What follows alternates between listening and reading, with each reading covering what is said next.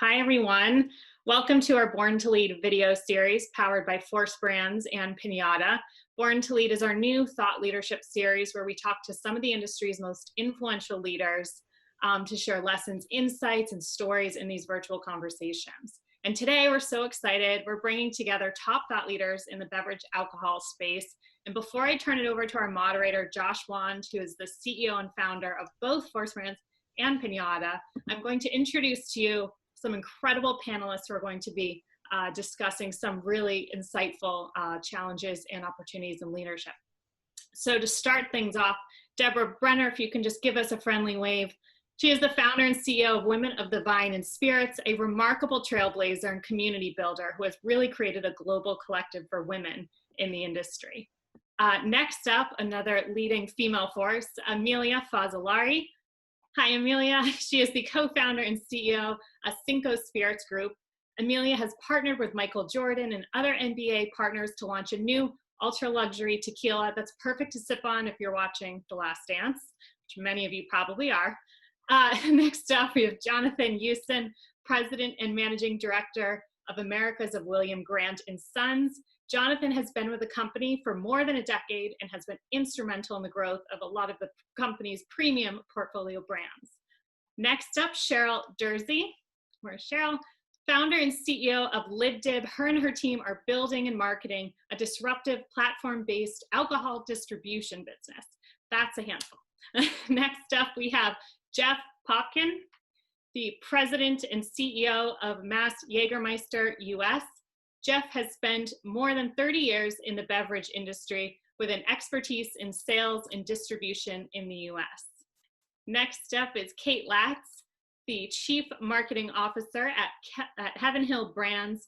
Kate oversees brand strategy, marketing programs, and new product development for the company's diversified portfolio of brands.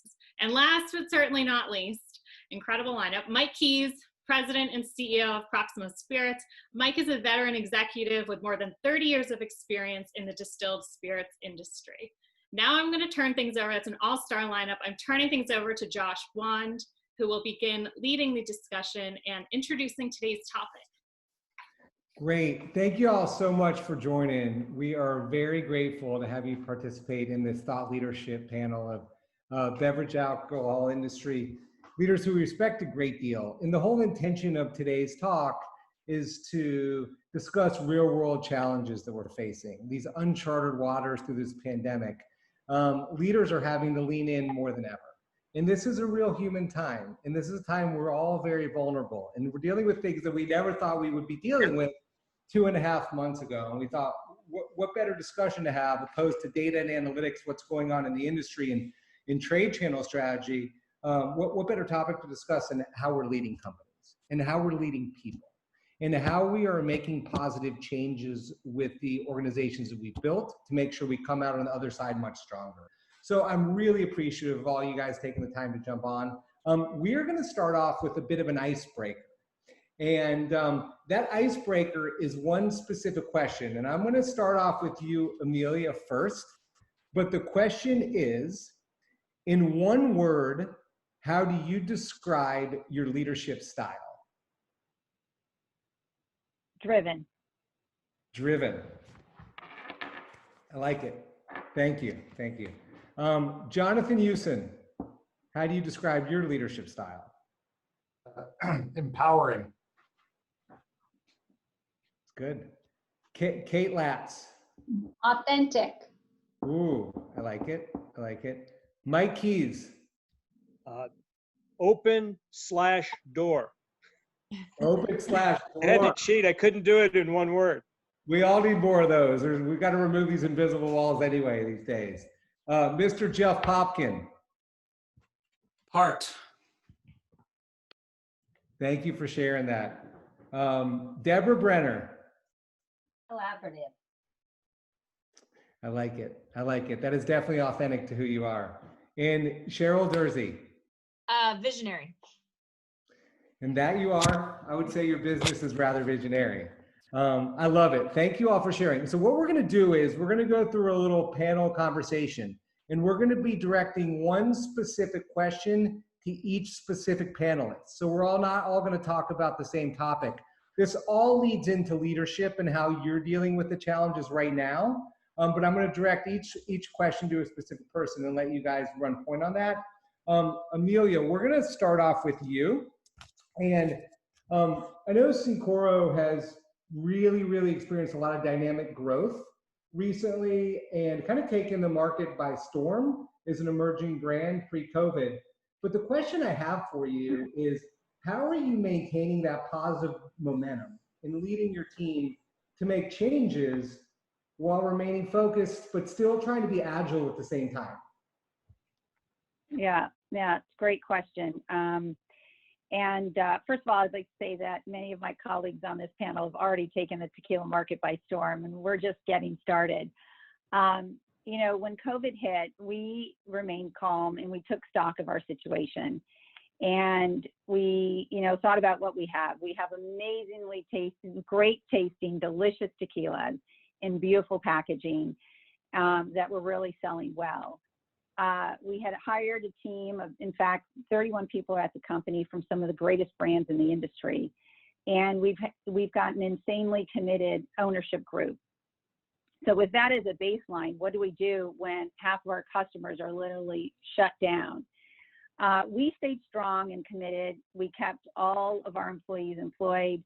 And our goal was to figure out how to motivate our employees and stay productive. So the first thing we did was we over-communicated. It's Zoom morning, noon, and night for us. And we've got company-wide calls and where we're completely open and transparent with our information. And we would talk on these calls about what's working and what's not working. And I really cared about what wasn't working. And we worked together as a team to figure out innovative ways to sell in this environment. And if something was working in one region of the country, we would deploy it immediately across the entire company. And it turned out to be problem solving in real time. And it also gave me a chance and my management team a chance to see who the natural leaders were that were emerging out of the group. And I think it also brought us much closer together as that one cohesive team, because people recognized that we didn't have all the answers to, to everything that was going on. And we were just in it together and trying to figure it out. The other thing that we did was we pivoted very quickly to capitalize on e-commerce, and we were way out in front of that initiative. We also took the time to educate and train our team. In fact, last week we held a 6-hour class followed by an exam given by the Tequila Regulatory Council. So, and I took the test and went through the class as well. So we've taken the time to, really educate and certify everyone in our, category and space. And then the last thing I'd say is we are spending a ton of time growing our giving, and giving back is in our DNA, in the ownership group. It's really important to everyone at the company. In fact, I interview every single person that joins us, and many of those candidates would ask about what our charitable plans were. And we've always had a charitable path that we were going to take. But when COVID hit, we moved that forward immediately. And we put together a program to support the Bartenders Guild, to support the Restaurant Strong group through their employee relief funds. And in fact, Russell Peretti, our CMO, came up with this amazing campaign called #ToastYourTeam. And it's a social media campaign that encourages people to connect during this time and toast the people they miss or toast the people that inspire them. And for every toast that's given on and you #ToastYourTeam, we will give. And we are committed to reaching $100,000 in donations, and the movement has really been successful so far. We're super excited about that. We'd encourage all of you guys to join us in this movement. We actually had an ESPN broadcaster toast live on ESPN, her toast, which was great to see. That's amazing. It's amazing. It sounds like a lot of positivity has come out of this challenging time, and the team's gotten closer than ever. It really has. I mean, look, we were all there was fear and a lot of uncertainty in early days. And, you know, again, it started for us with over communicating and just being really open and transparent and to show people, you know, we really were in it together and we were going to get through it. That's really powerful. Thank you for sharing. I mean, listen, the reality is there's a lot of fear. We're all human and none of us expected this to happen. And everyone's dealing with the exact same, the same type of challenges, regardless of the company we work for, regardless of our job title. We're all human beings trying to rally together to pick up our businesses. And I really appreciate you sharing that. That's really powerful. Jonathan, you know, I had a question for you, which I'd love to learn more about, you know, your strategy here. You know, given William Grant & Sons' long-term focus on building brands in the on-premise, how do you lead a team, you know, dedicated specifically to that channel, given the current situation when so much of it has been shut down? How do you keep them motivated? Like, what do you know, how do you rally the troops? Yeah, it's a good question. And I think, you know, if we go across the panelists, we're going to see a lot of commonalities, a lot of the things that we've done, Emilia, you've touched on, and frankly, that level of communication is absolutely paramount. Number one, because anytime you take a team through uncertain times, you need to communicate. Number two, when that team is remote, boy, does that force you to overflex on the communication above and beyond what you would typically do. For me, it started actually with a level of empathy, though. You know, even before we jumped in with a plan and with kind of how are we going to tackle the challenge, what I learned very quickly is that this was not just a business challenge to us. Our team, who's been out in the on-trade building Hendrix and Glenfiddich and the Balvenie, out in the on-trade, they have built these brands based on relationships, real human relationships.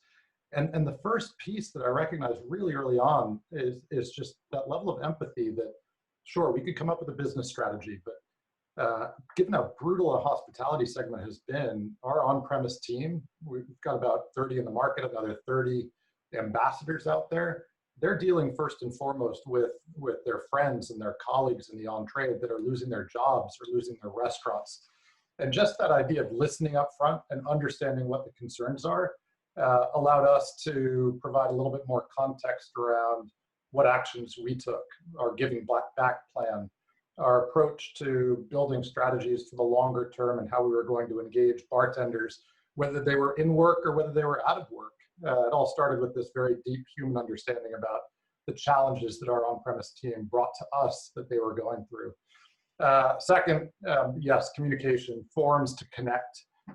We've been holding bi-weekly town halls with the full US team, where we just provide that level of transparency about what's going on, how our business is resilient in some areas and struggling in other areas. And that level of knowledge of exactly where we stand as a business provides people with a level of confidence that at least if I'm calling on the on-premise, I know what the business looks like. I know how we're performing relative to our profit goals, and I can put my concerns into context with a bigger picture from a corporate standpoint.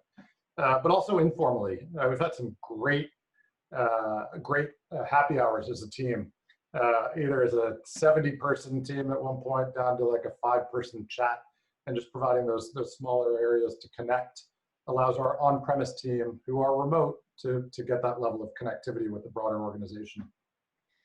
The third area that we focused on was retraining and redirecting the on-premise talent. So knowing that the on-premise was going to be shut down for a bit, and there are some small opportunities, we actually took people that had skill sets outside of the on-premise and redeployed them to other parts of our business. And it may not have hit their sweet spot about being the on-premise expert, but boy, have people learned how to navigate conversations around local e-commerce activation or local pricing strategies. And they were very willing to put up their hands and say, I want to be retrained, I want to be redeployed. Fourth, we took a bunch of the folks who were calling on the on-premise, segmented them out and said, we want you to plan our future in the on-trade. You guys are closest to the on-trade. Help us formulate strategies to succeed in the long term. And that work is ongoing. And our hope, obviously, is that the hospitality segment opens up in a little bit more force over the course of the next few weeks and months. Finally, boy, in the on-premise, those wins that are out there, and there are some out there, they're precious. And so just taking time to celebrate even what appears to be the smallest wins provides those folks who are dedicated to this segment that's been decimated to feel like they're actually adding value to the organization at a really, really difficult time. So celebrating wins is that last piece that we've gotten a lot of good feedback from our team on. So not easy, a lot of very difficult challenges that we've all gone through in the pandemic. Leading our on-premise team has been one of the biggest challenges that we've got and still have today. Well, those are excellent lessons to share. Do you feel that even though you're working outside of the traditional brick and mortar office, that based on the fact that everyone is remote and more engaged in what success looks like in collaborative, that they're a little more connected than they have been in the past? Yeah, I think this idea of over-flexing in communication has brought some of the teams even closer together. And what we found is typically, if you've got a geographic person in the on-trade, they're tied more closely to their off-trade counterpart in that same city.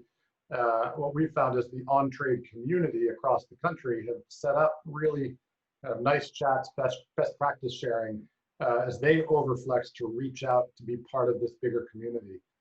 So we do think that with everybody being remote, it has in some ways brought teams closer together. Yeah, a lot of these practices might continue moving forward. Thanks for sharing, Jonathan. That's really powerful. Deborah, Brenner, who I think is one of the best community builders in this industry and an incredible thought leader, I really want to hear your perspective. And what I'd like to kind of drill into a little bit more is what's the greatest challenge that you've encountered as a thought leader who's typically known for bringing people together and building community during this COVID-19 situation?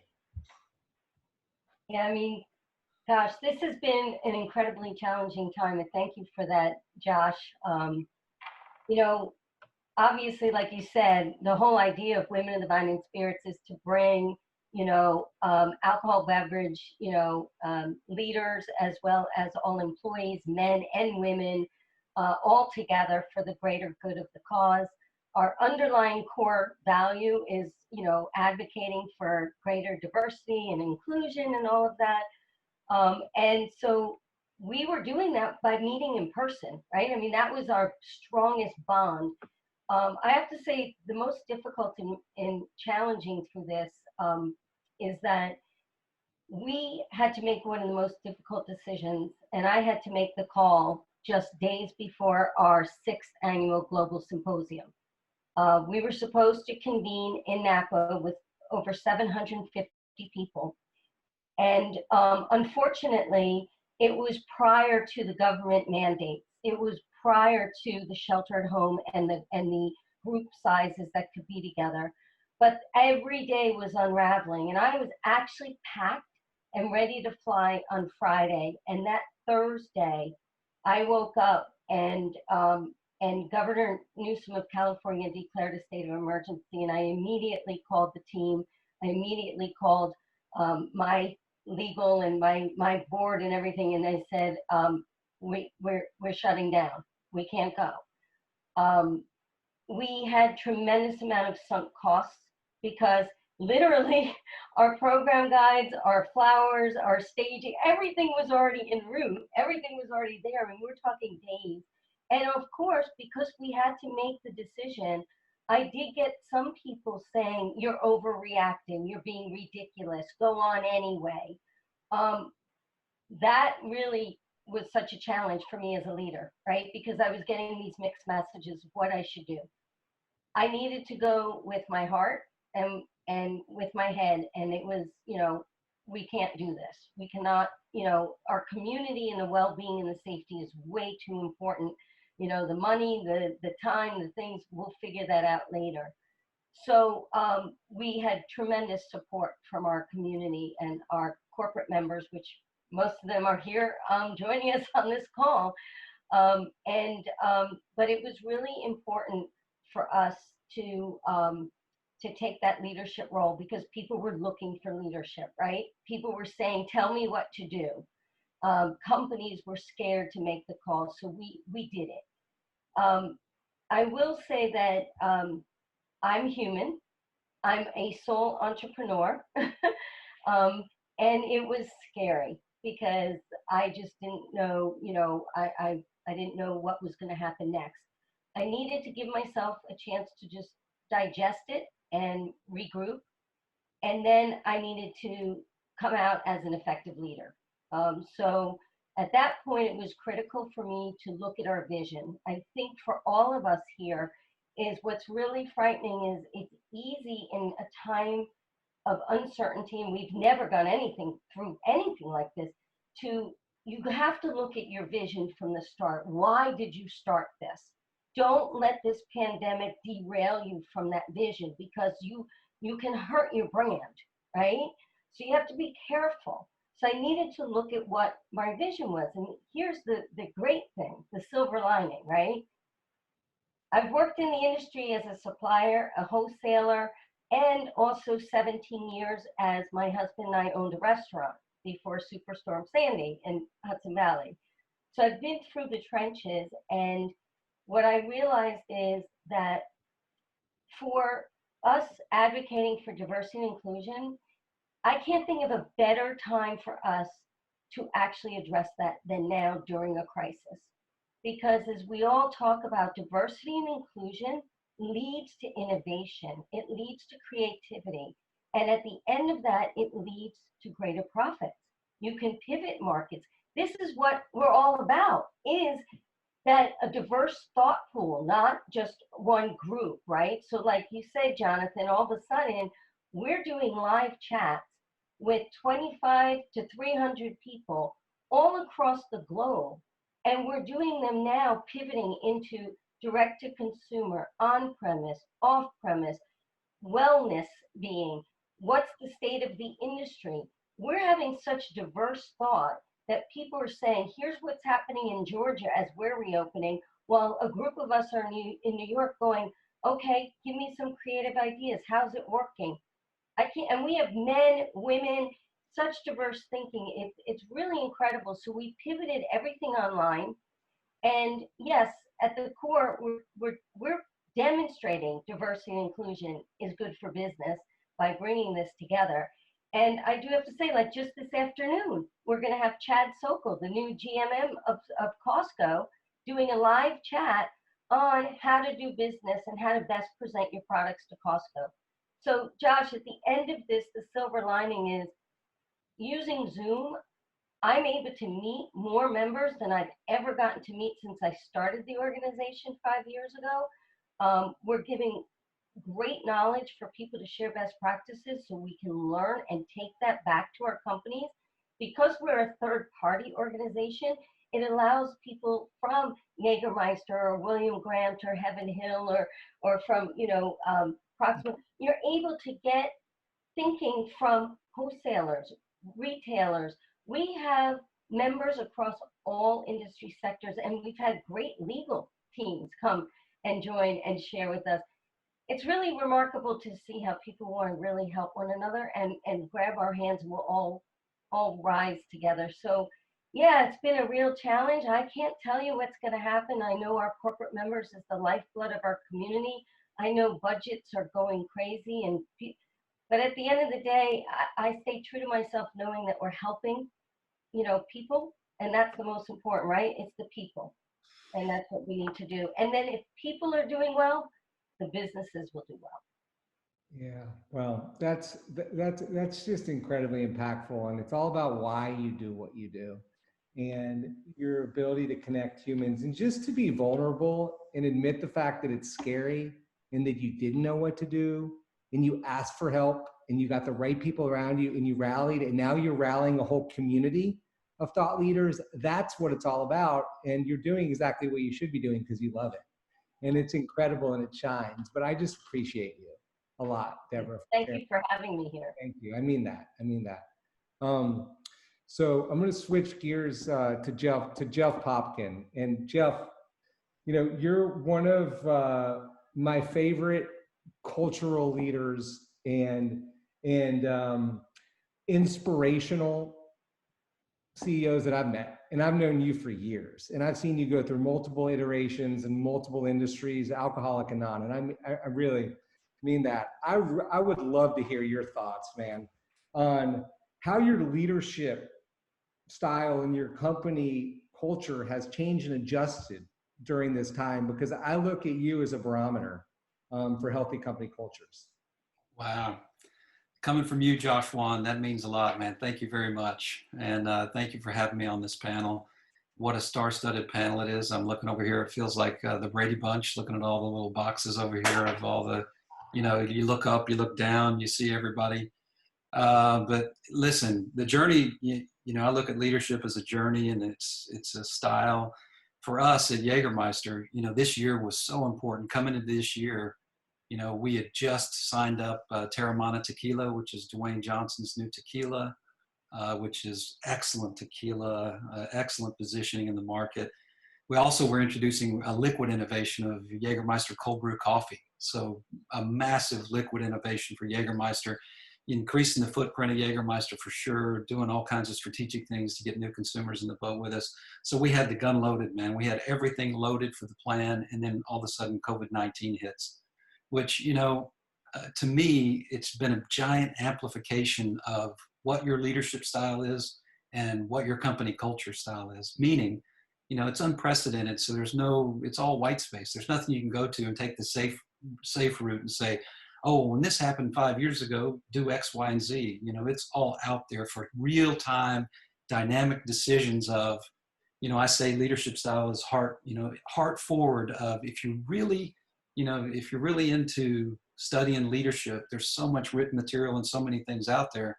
But to me, I break it down to a simple, if your heart's in it and you really are into people and you really can connect with people, then you can find ways to make them comfortable, you know, make them comfortable in what they do and find ways to inspire them, you know. And if you can inspire people, then you can lead, you know. And it's one of those things that we had worked hard on it for the last, 4 or 5 years inside of Jägermeister, of making it a place where people are comfortable. So much so going as far to say, no dress code, dress in a way that inspires you and do your thing, you know. And we've sent nobody home of our 150 employees across the US, sent nobody home. So we are a people first culture. So when COVID-19 hit, it's like, okay, how do we, you know, you got to walk the talk, and you got to be genuine, and you got to be authentic, and you got to be empowering, all the things that, you know, we said in the panel, leading. So leading with our heart, we're family owned also globally. So the family ownership of Jägermeister came through and said, of all 600 plus employees globally, we're going to guarantee your jobs for the year. So everybody that's out there, no matter, and this was early on, this is like in March, before we knew anything that possibly could be out there. It was a gesture by the ownership, you know, the family ownership, saying, look, man, we don't want you guys worrying about your job, worry about your family, worry about staying safe. And this is something that really inspired our team. And really, you know, if you look at how do we really knuckle down in this, in the moment of truth, walk the talk of, we are a people first organization. That's one way of doing it. And I think everyone on the team, as we've gone through this, you know, that was in March, now we're all the way up to almost June. And we've seen, man, the dynamic decisions that you have to make and the ways that you engage your people and your team to come up with ideas to break through on the other end of what COVID-19 be, whatever that looks like on the other end of COVID-19, which we're seeing right now is kind of a sloppy, you know, holding the hose 5 feet from the end. It's a little bit sloppy, but it is what it is, because we don't know any of this stuff. And I love what Deborah said, you know, we're not perfect. And that's kind of in the leadership cycle of, the imperfection of the human dynamic in leadership is always the thing you can say of, hey, I'm not perfect, but if my heart's in the right place and I'm genuinely coming to you as if I would give advice to any employee, as if they were my brother or my sister or my son or my daughter, then it's trusted, and then it's coming from the right place. And it leads to such great dialogue to where you can really have a team that's engaged and fighting for everything we can get for our business, for our shareholder, our owner family, and then our other case in our brand we just brought in for Dwayne Johnson himself, you know, 180 million Instagram followers. It's not hard to want to please him.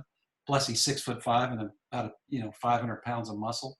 So, you know, doing all these things, it creates a fun and loose environment where people, you know, you don't want to have stiff culture where people can't speak their mind and they're scrubbing their thoughts 4 or 5 times before they speak.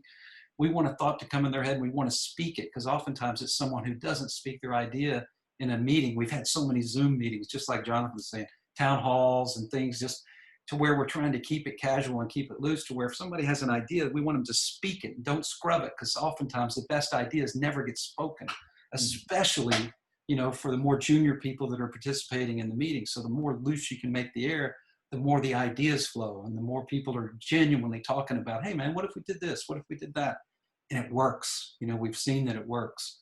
So these are all the things, and as far as our culture, it amplifies it, and it's walking the talk. And I would, I feel for anybody out there who just read a book on leadership and is trying to execute what they read, saying, well, it says I got to do this, and so what do I do? I look at my leadership manual.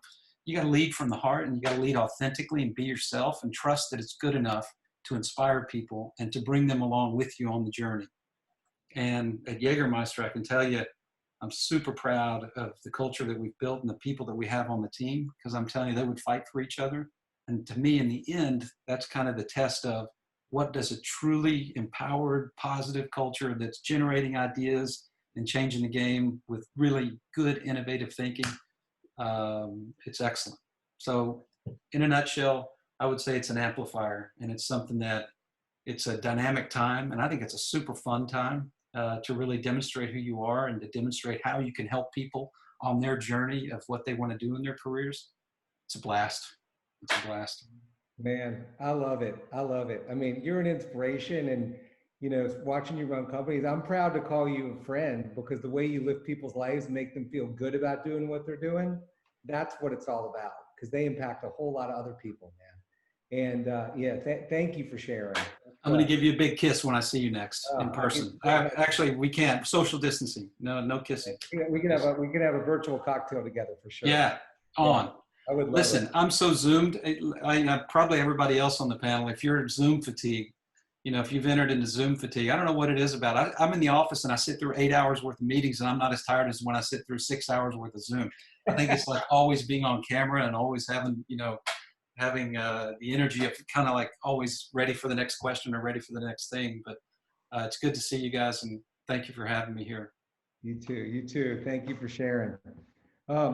Mike Keys, we were just talking about this earlier, about how you moved to New York and you love being out there in the real world, and you walk 3 or 4 hours a day when you can to go to these historical sites and to pop into bars. And then all of a sudden, next thing you know, city shuts down, you got to go back to Kentucky, quarantine, you're with the family working from home. But at the same time, your whole entire organization has to go work from home.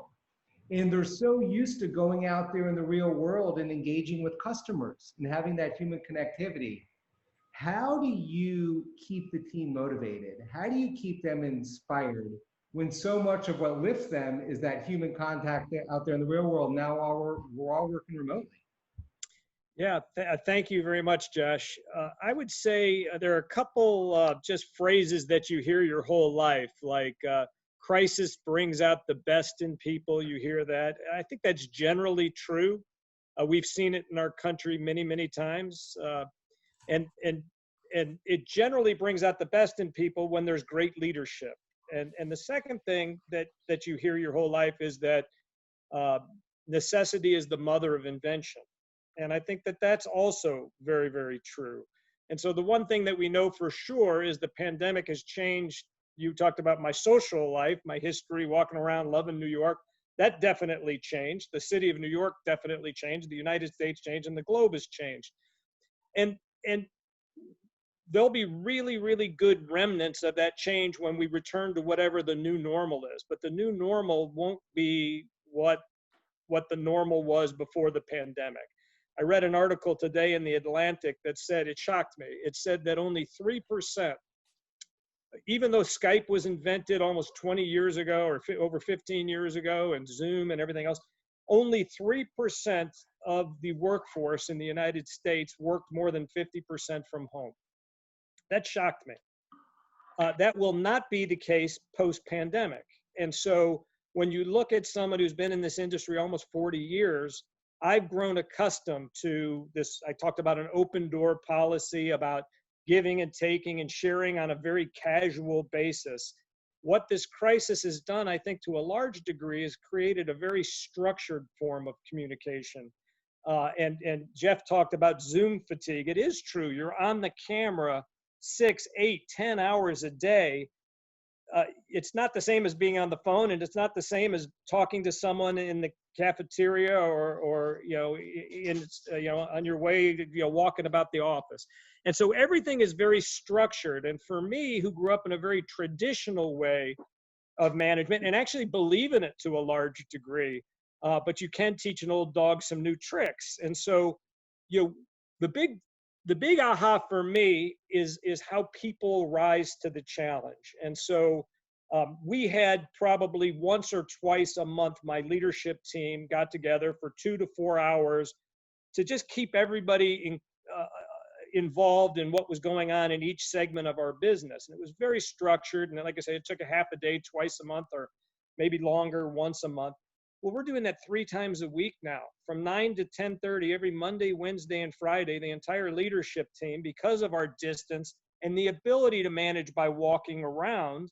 We have a very structured meeting where everybody talks about, here's what I'm doing and here's the help I need from you.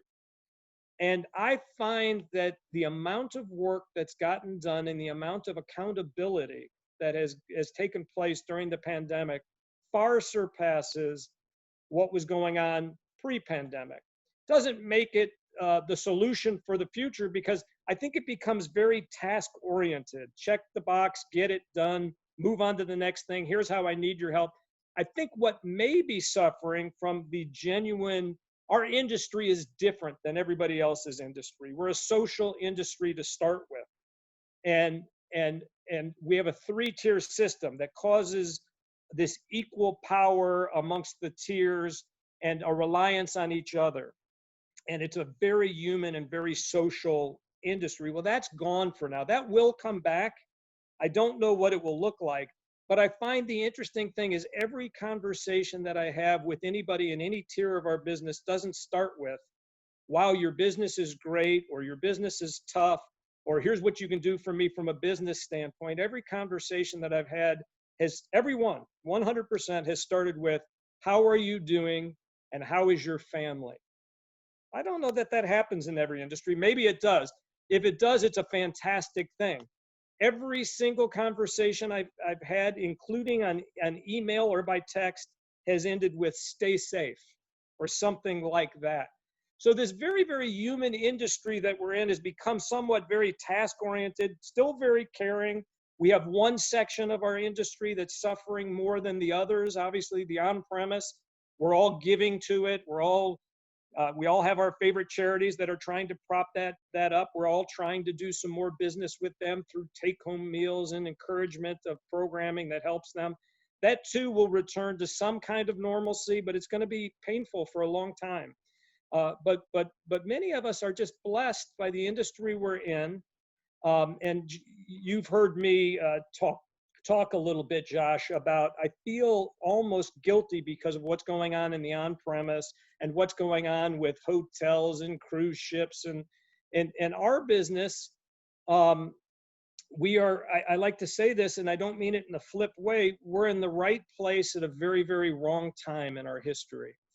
And business is good, business, and I think we're serving a really important function. And so the function that we are serving, people were joking a little bit about online cocktail parties, but isn't it interesting that people will say, well, geez, people are drinking more. Well, I don't think that's true. I think people are drinking the same or less, but they're just drinking 100% almost at home, be it through takeout cocktails or through purchases. So the social part of our business hasn't changed. But what has to happen is 2 things. Jonathan talked about a really important strategic approach to saying, how do I use my on-premise resources to pave the future for when things return to that new normalcy? There's an equal amount of energy and motivation going into strategy by necessity or crisis management. How do I do the business that I need to do today that's going to be different than the business I'm going to do in the future? So they're almost conflicting equal parts. And so I think the part that will change for sure is that there'll be more people than 3% working from home more than 50% of the time on the other end of this pandemic.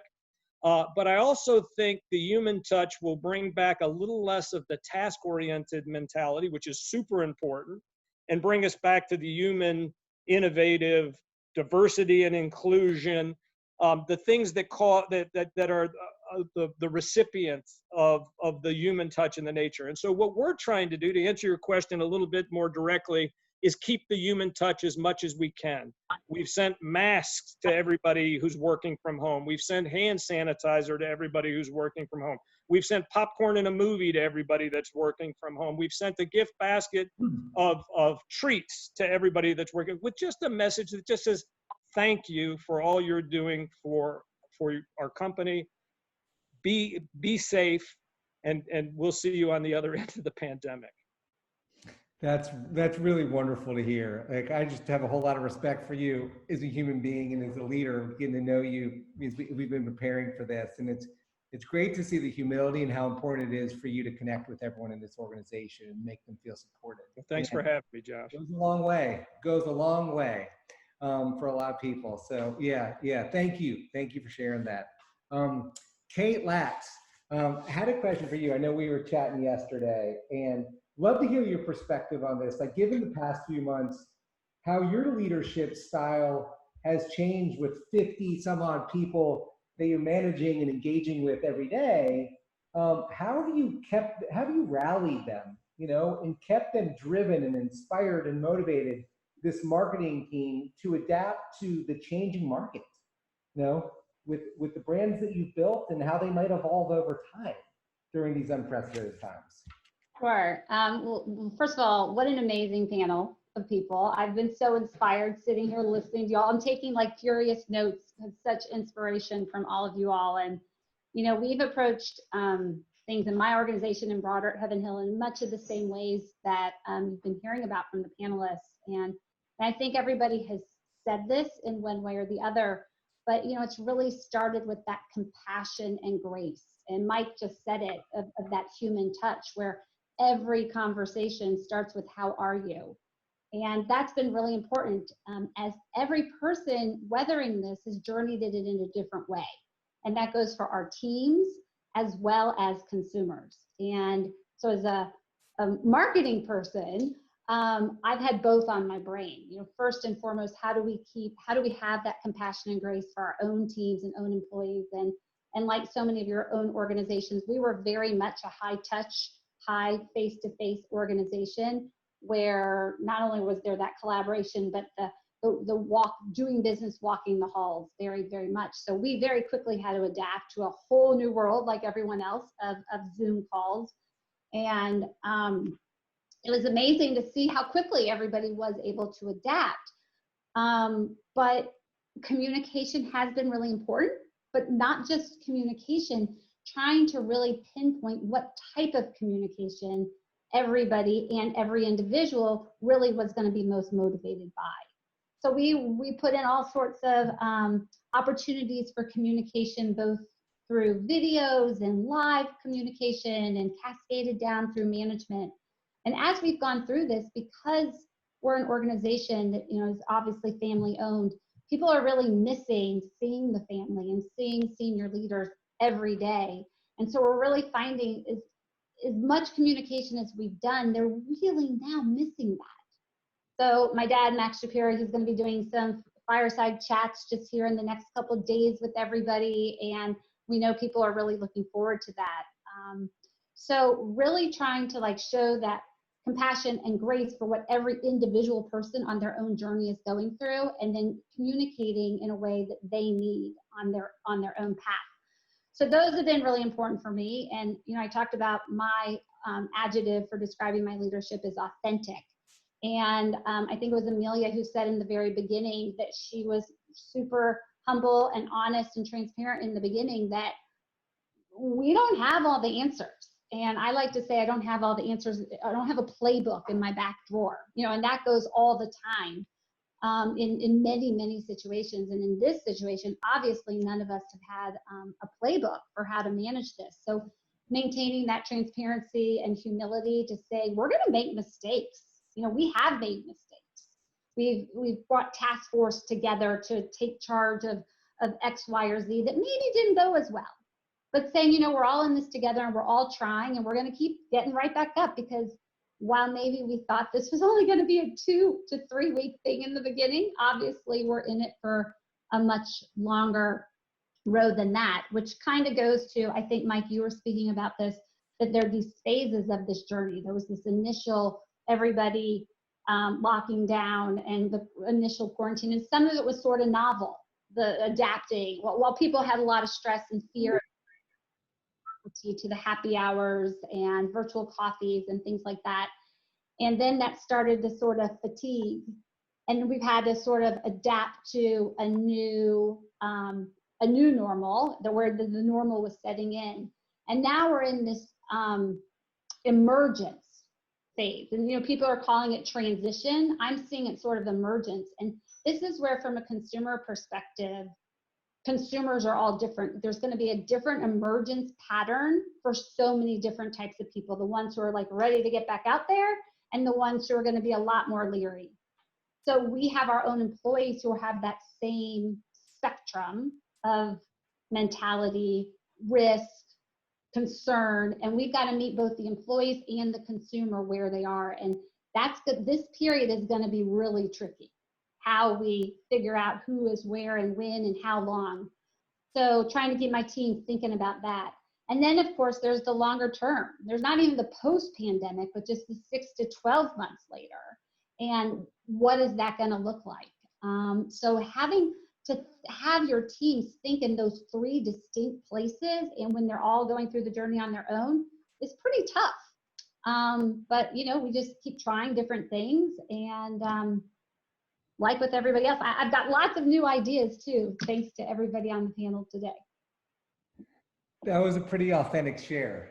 Yeah, and really appreciate the perspective. You know, it's such a respected family-owned business, and there's a lot locked up in there. And you painting the picture of how you're dealing with that, I think it's really impactful for a lot of people. So thank you, Kate. Cheryl, you're not too far from Silicon Valley, and I believe that was one of the first areas that went on lockdown about 10 weeks ago, and probably one of the last that's going to open up. And you have this entrepreneurial, technology-driven company with 23 people, and that startup energy of having everyone around, you know, everyone working so closely together. People might think technology startups are robots automating things, but no, it's actually human beings. It's actually humans that are putting all this together to make it easier for consumers and for distributors and for brands.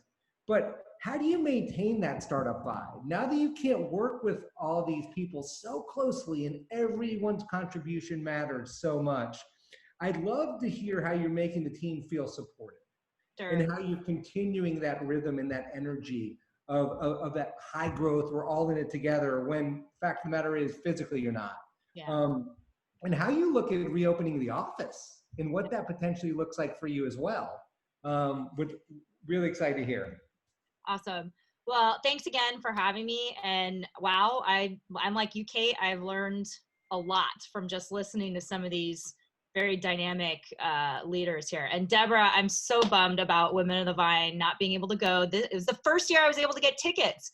I've never been able to get in. So hopefully we'll be able to reschedule that soon at some point. And also, Michael, I have to say, I agree with you. It actually, you know, there's some parts of this have been really hard, but one of the parts to this whole thing that I've really loved, and this is even when you're just out and about walking in the neighborhood, is people saying hello to each other, being kind and being empathetic, and how are you? You know, go to the grocery store. Thank you so much for helping me with my grocery. You know, all of these kind of little pieces of human kindness have been just something that I think everyone has appreciated and everyone's really needed in this fast-paced world when we weren't really thinking about it until now. So I'll just start off with that. But yeah, our company is based in San Jose, Silicon Valley, Santa Clara County. We were the very first county to be shut down and put on lockdown. And I remember the Friday before, I was driving to work and I was thinking, listening to the news, what are we going to do here? Because, you know, we have a team, most of our team is engineers too. And even though we're technology based, and even though we have all the great tools with Slack and Zoom and WebEx and all of the things that we use, there's still a lot about engineers building things and having to check in and do all kinds of those kinds of things. And then there's the customer service side of it. There's the supplier side of it. There's all of these different pieces of the business where people are very close. And just even missing the water cooler conversations has been a challenge for people.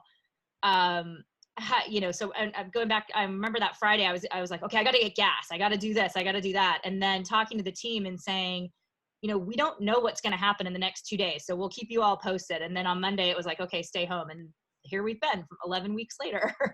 But, I think, not outside of having just the tools, keeping kind of the regular scheduled meetings as much as possible has been very helpful. So for example, we have a Taco Tuesday every Tuesday. We obviously are not having, that's like my staff meeting and my getting everyone together. And even though we aren't having tacos, and who knows when we're going to be able to have tacos together again, still getting together and still, being transparent, all the information that we have as a leadership team, sharing that with the team, but then also encouraging people to share out these small successes. And we were talking earlier about how to be proud of the small successes, because in these times they really matter. So, every couple of weeks I'll do, hey, share something good. And I'll kind of call on different departments and different people and say, tell me something good that happened, because there is a lot of good happening. You have to take into consideration the fear that people have, the issues people have with kids running around. I mean, half the time we have people with 1-year-olds that are zooming around while we're all on calls, and just being kind of compassionate for that has been very, that's kind of how we've tried to keep that startup vibe going. In terms of opening, and then also the happy hours, which I have to say, I really love those. Being in the beverage alcohol industry and being able to we usually have a wine Wednesday. We've actually changed that to Thirsty Thursday now. So, being able to share a drink and kind of ask people how they're doing and what's going on in their lives has been great. We actually have, as most of you probably do in this industry, have a little bar in our office where we would gather sometimes at the end of the day to sample things or talk about different producers and just, get together. And so these happy hours have kind of been able to give us a little bit of a sense of normalcy when it comes to that. And I think being here and hearing all of you saying, especially UK, like about reopening the office, I don't know. Like, it is really hard to make that decision. I think the work from home thing is we've shown that we can be productive and grow and do the things that we need to do working from home. And I have a lot, and I did a survey actually just last week of staff and had a totally mixed. Half the people are like, I can't wait to go back to the office. I want to see you. I want to interact. The other half are like, we have people at home who are at risk. I'm at risk. I'm not comfortable coming back in. What are the cleaning procedures? Taking all of that stuff into consideration and being compassionate, empathetic of every single person. It's so hard. I mean, it's just like, and I still don't have a plan. Our governor hasn't told us exactly what we're doing here in Santa Clara Valley yet.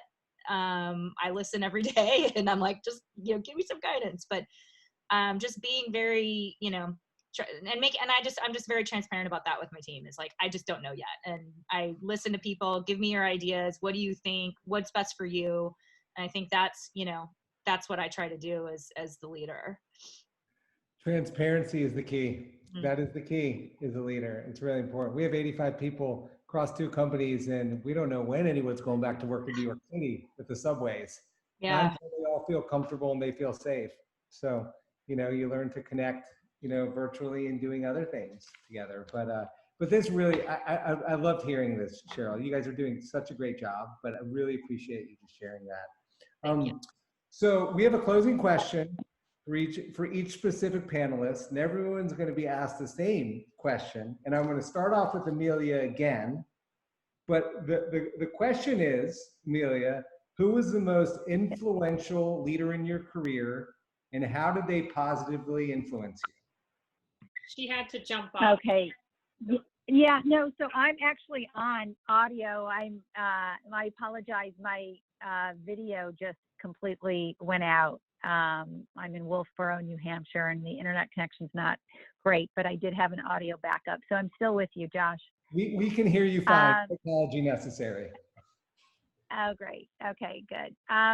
Okay, well, to answer this question, I'd ask for some leeway and allow me to say four people, my four partners have really been my inspiration. And just kind of thinking about what Jeff talked about regarding heart and authenticity is so important. I couldn't agree with you more, Jeff, on those values. And my partners are all heart and they're authentic, and everything they've done has really been from a place of authenticity. And, you know, just watching them, everything they do is first class, and they're unafraid to take risks and be unexpected. You know, Wes Edens is very inspirational. He has this incredible ability to get people to suspend disbelief and make you feel like anything's possible.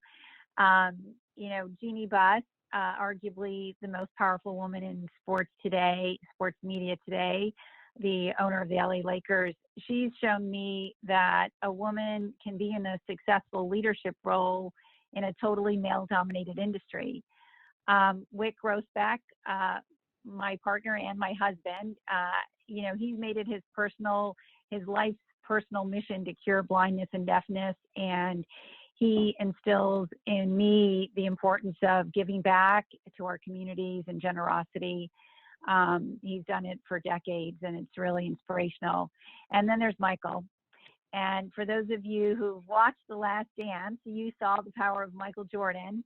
And it wasn't just about winning 6 NBA championship titles. It was also an incredible illustration of the hard work and commitment that it took to get there. And it was so clear that hard work and commitment is what drove everyone and everything. And it's that same drive to work hard and stay committed that I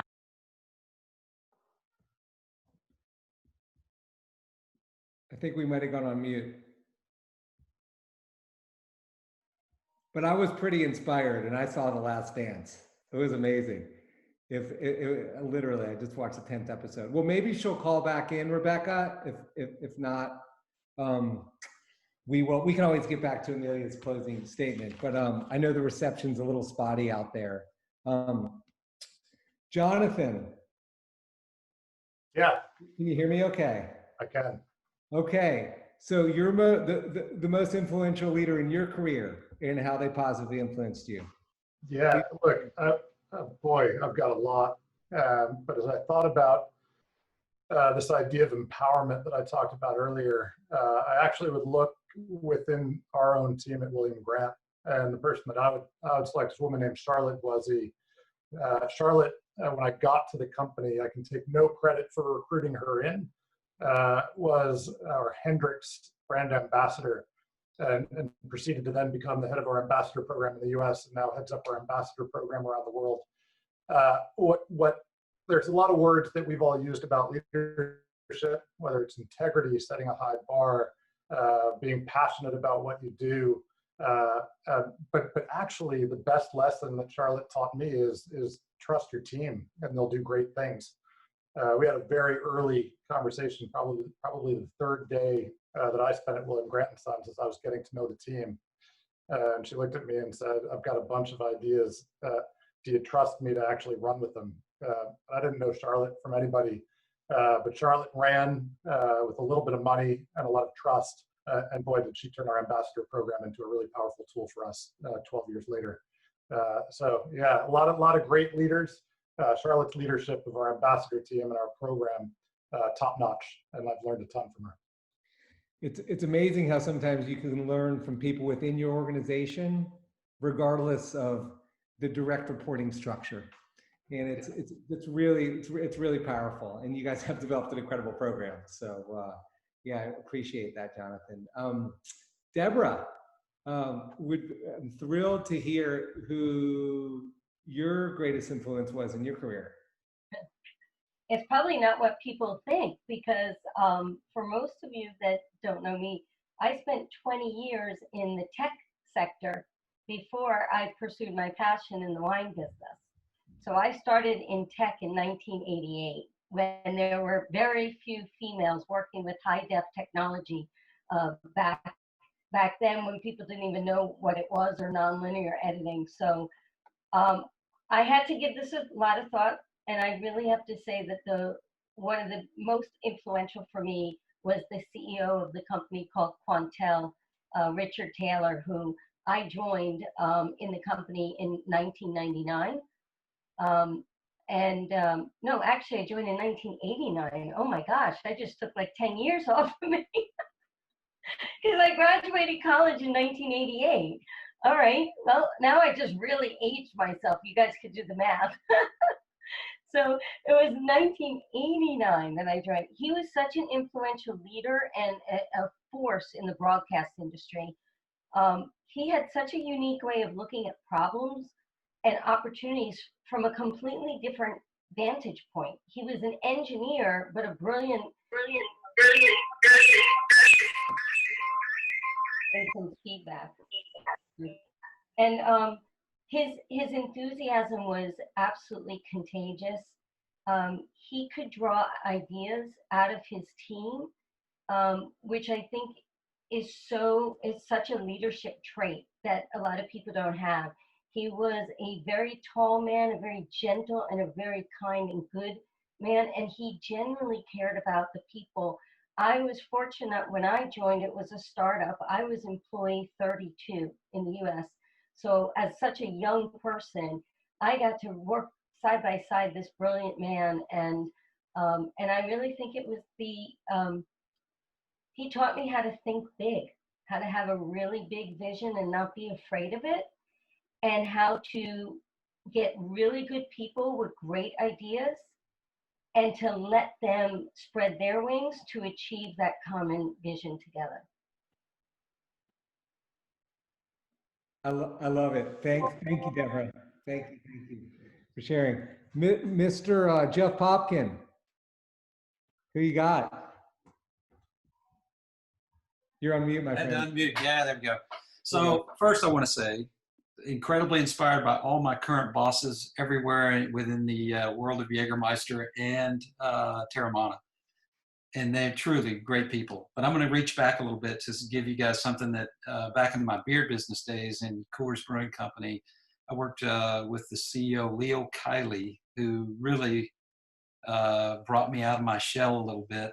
At the time, I was kind of forcing things of being the lead from the front, not totally comfortable in my skin, not totally committed to what I was doing, but doing what I thought needed to be done. And he kind of slowed me down and said, man, Jeff, he's kind of a chess player. And just to skip to the chase, because I know we're running late, he taught me the lesson of, it's kind of the good to great book, of, Jeff, it's not about going after the smartest person in the room or the best subject matter expert or the best strategic thinker. It's about building your team with people that fit, like people that come together. And it's about honestly assessing that team and how they come together. So the game is not about surrounding yourself with all these brilliant people. The game is a people game.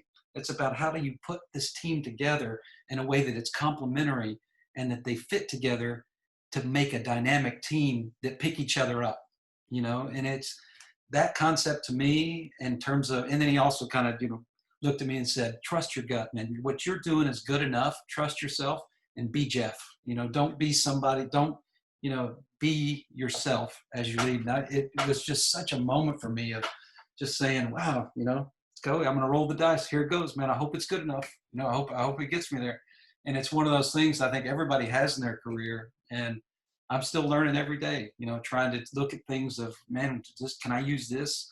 I always digest it in a way that, is it authentic to me? Is it really in my heart to do this? And that's kind of, that was probably 20 years ago, 15, 20 years ago. I don't know. I'm 56. So that was probably, 20 years ago.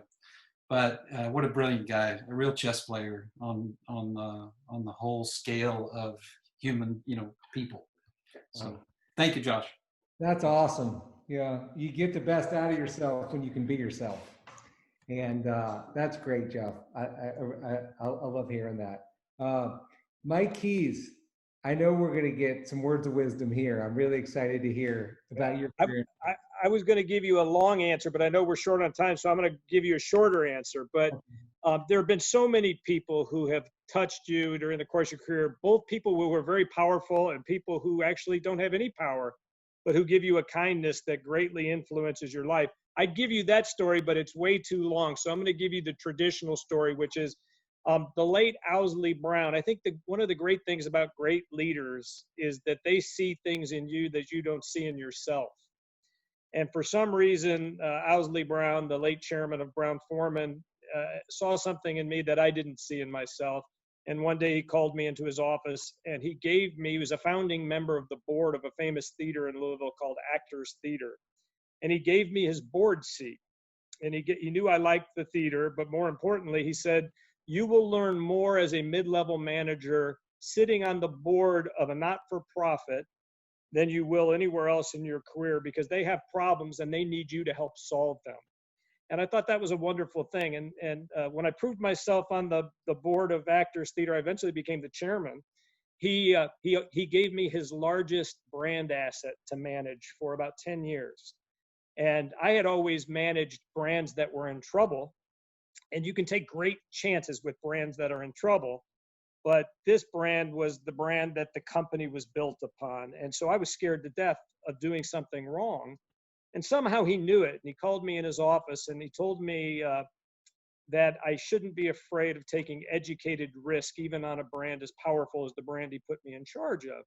And he said, the world is littered in all categories with brands that used to be number one. And largely the reason that they're no longer number one is that the people who managed them were afraid of making the wrong decision. So they didn't make any decision. And he told me the world keeps turning. And if anybody who knew Owsley, I know Kate did, Owsley was he said, the world keeps turning. He goes, I'm not asking you to turn faster than the world turns, but I'm asking you to keep up with it. And if you don't keep up with it, your brand will fall off the face of the earth. And it was just great advice. And he was a lovely man.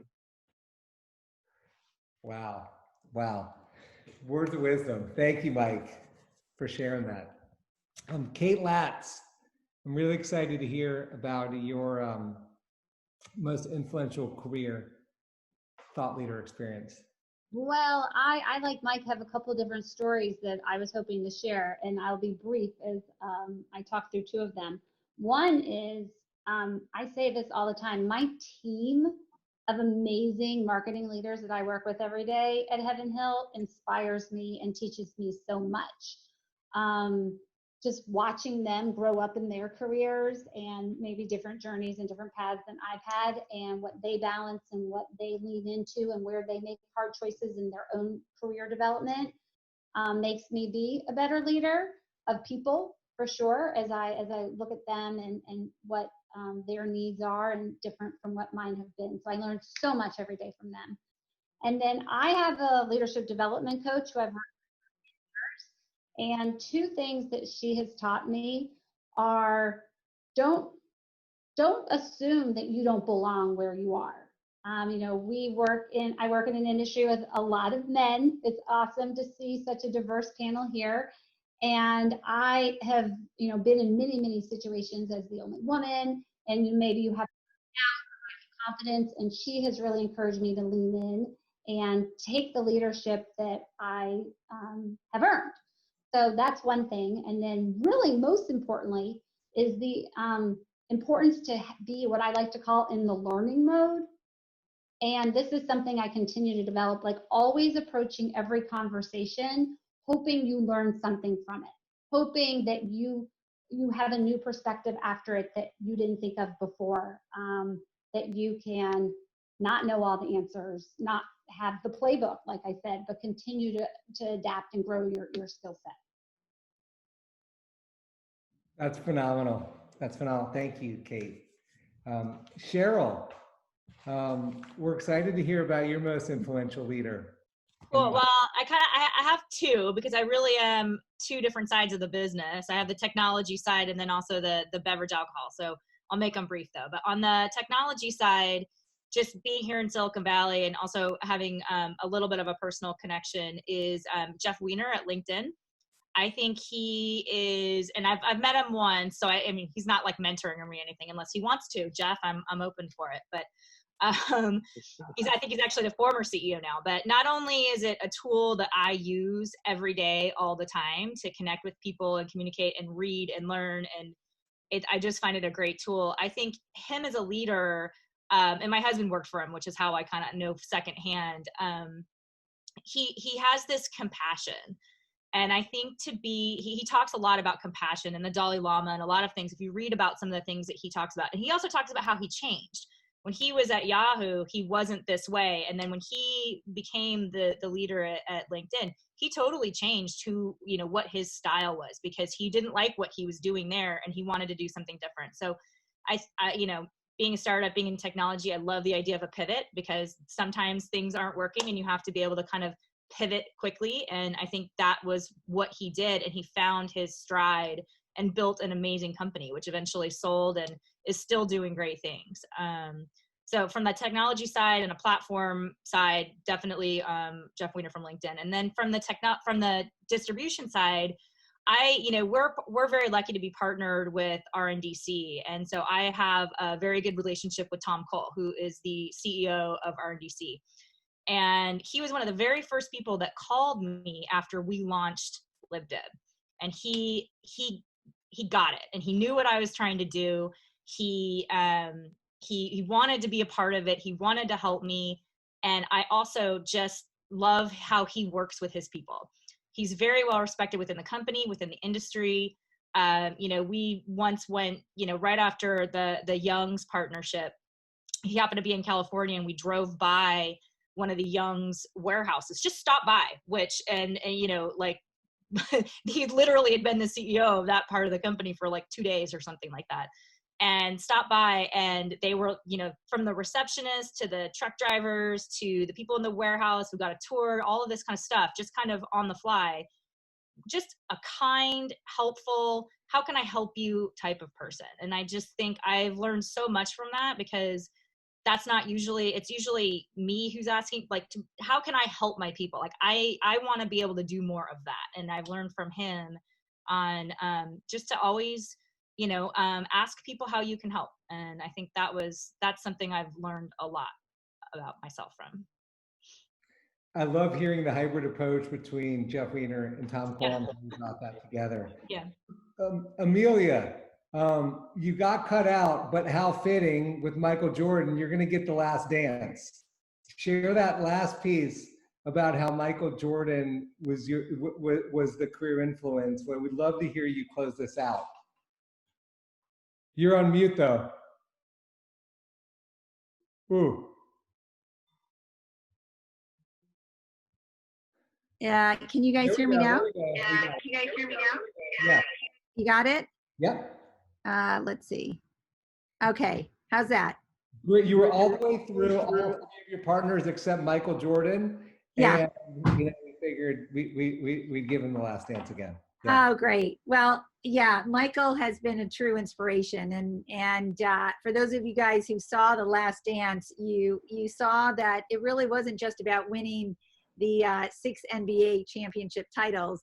It was also a true illustration of all the hard work and commitment that it took to get there, to get to your goal, right? And it was so clear that hard work and commitment is what drove everyone and everything in that team. And it's inspiring, it's inspiring to work with Michael.